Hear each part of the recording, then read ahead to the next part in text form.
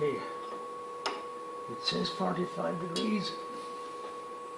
I went tighten the shit out of it.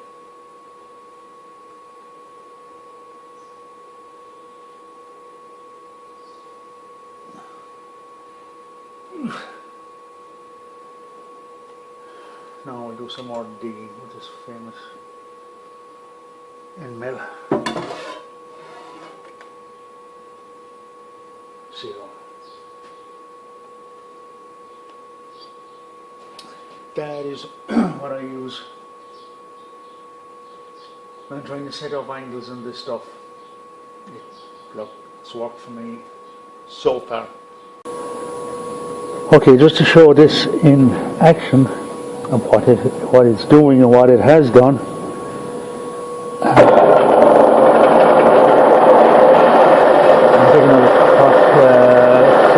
I'm taking right cuts and very slow speed, so I just take 3 millimeters.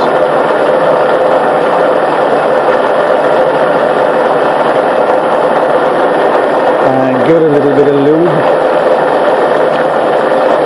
Give it another lube. Actually, when I get this job finished, what I'll do is I will take it over to the bench and show how much this is done, and we'll have a look at the end mill. Now, I had a look at it earlier on, I was pretty impressed. Absolutely no sign of wear whatsoever. And I got a few of these, and the only thing that tempted me was the price. And I thought, they'll do for, roughage work. And this stuff, as I say, is very, very hard. I was trying to mark it here with a hacksaw. Everything was only bouncing off it. I found that it was nice and easy. All my speed's running pretty low. If I can trust this thing up here, it's saying about 900, maybe slightly over 900 RPM. It actually feels a bit slow. That seems to be the best way it works. Also, this is a 16 mil end mill. Now, I actually damaged the 13, but that was my own fault. I just shot it into the workpiece. And I expected it to crap itself. I thought, oh. And now it needs sharpening. But not this particular one, the 13 needs sharpening. Like I say, it's not a lube, nice easy speed, it's amazing what it's doing. And again, we say that the price that tempted me, I thought, well, I haven't the whole price to lose it to some roughing work or something. I did not expect it to. So, what's the final verdict? It's good and it's bad. Well, it's not all that bad. This thing managed to machine this stuff. Now, first off, this bloody thing was something I dug up here next door in an old farmyard. Now, we use it just for parking machinery, but my father bought it back in the 1960s sometime. There had been nobody there since probably the 1950s, and this was actually found under one of the foundations, so it's obviously there since the turn of the last century. It looks like it's an axle of a horse cart or something of that sort of thing. It would have been more than likely locally forged. This stuff is extremely hard. The bandsaw refused to cut it. I'd actually cut it. Now, I cut a bit before for something else and I found the same thing. Extremely hard. But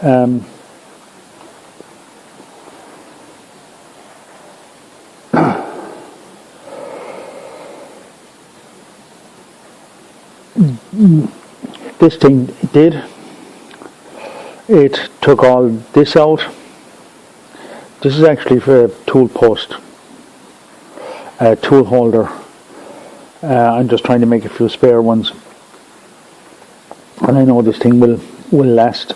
So I took all that, cleaned it off, took all this out, took these out, and it was on the last one. It grabbed up here. Bloody light now is another question.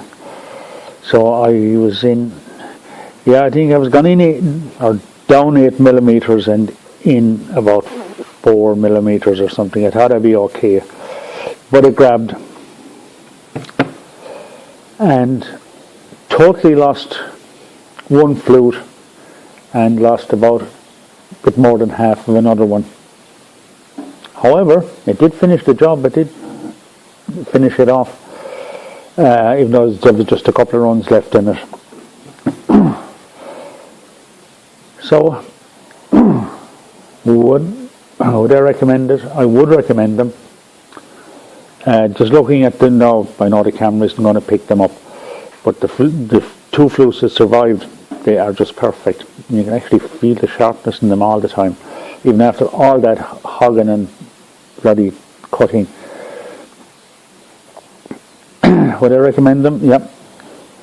Would I get one again? Yeah, I'm actually going to order maybe 2 of them, although I will look. They have bigger sizes. There are 18, I think they're up to 22 millimeter. And the price at the minute, well, when I got them out, and that's only recently, it was a very good price on them with Gearbest. So I definitely, tonight I'm going to look, if they're still there at the same price, I'll definitely get one of these again. I might even look, because I know the prices are very tempting for the likes of a 20 or 22 mil. As best I can remember, I think they go as far as 22. I was amazed with it. Now, its finish was absolutely perfect. And even this one, it finished it. Even though, well, of course, the whole thing, when this whole fucking thing jumped, then it went a little bit deeper than needed there, but that's okay. I've tested it, it's fine. I think I may have gone in a bit too hard. Same thing happened to me with the 13. Now the 14 millimeter that I got, I've used quite a bit. But the 13, I was doing another job, and I was under a bit of pressure.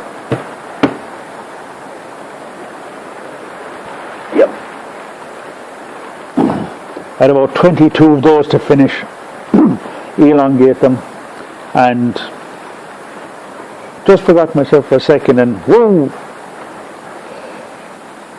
Now it was one of those sort of situations where for a second you duck, you're expecting bits to go in all directions. No. All that happened,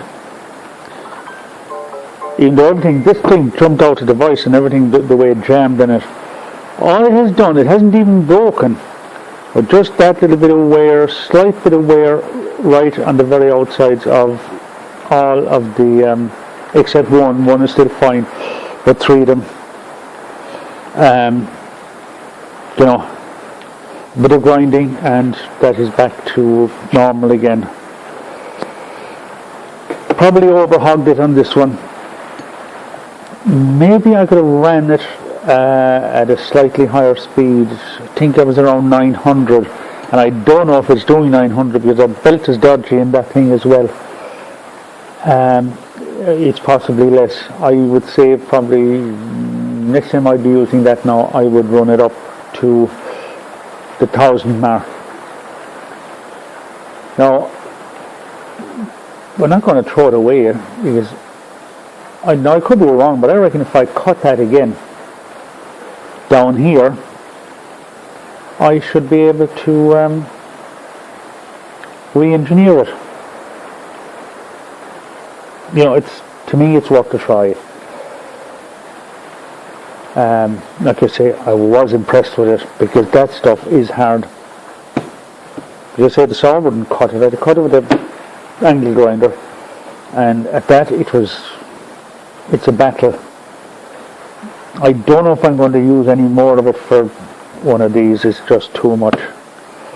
I might look around. it's a little bit on the small side. I could do with 5mm extra all the way around, or even a little bit more. Like I've had to let it suffer here a bit. You know, I'd have had to take it down too far. We'll see how that goes. I know this place is a bit rough in here, but that's due to this bloody tool. That's something I actually made that when I was working in BIM. That was back in the mid-70s sometime. And it was actually a local blacksmith that hardened it for me. Now he used to harden them in, you know, the blacksmith's fire. Even that time there was still quite a lot of horses in that, on the farms. So, you know, guy was still going. I was on in the years that time. But he did an unusual trick. He would have a big fire, you know, the fire would be half the size of this bench. And he'd redden, you know, your piece up there. And then in one part of the fire, he would have a pile of limestone chippings, or even small, broken up limestone. And he'd bury this in it for about, how much was in it? I think about 2 hours or something. And then he'd quench it. Now, I'm only guessing, but I think it had something to do with the carbon in the limestone. I'm only guessing that. But that hasn't been sharpened or anything. It's been used. I mean, it sat in the other shed there that I used to use one time.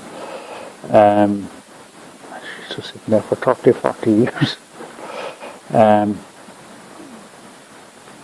It was only maybe 3 or 4 years ago I took it out for... I was actually trying to make one with D2 steel, and then I knew I had something similar somewhere. I eventually found it, and I've used it a few times. So that was used to take out these slots. It still does, still works fine. It could probably do with being sharper now, but still okay. I mean, it worked on that. No, it struggled, but it did the trick. So that's it. As I say, yeah, I'll buy one. I'm actually going to check their site again tonight, and if the price is still the same, yeah, I'm definitely getting another 16.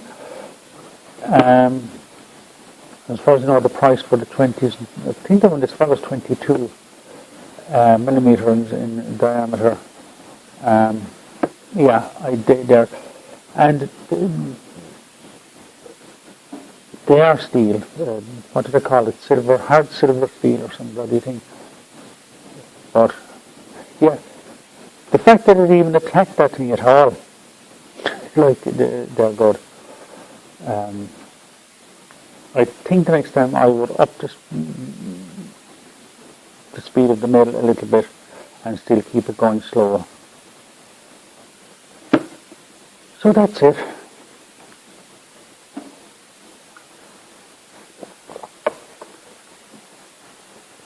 Just for interest for anybody, they are worth it. And that was some test. How did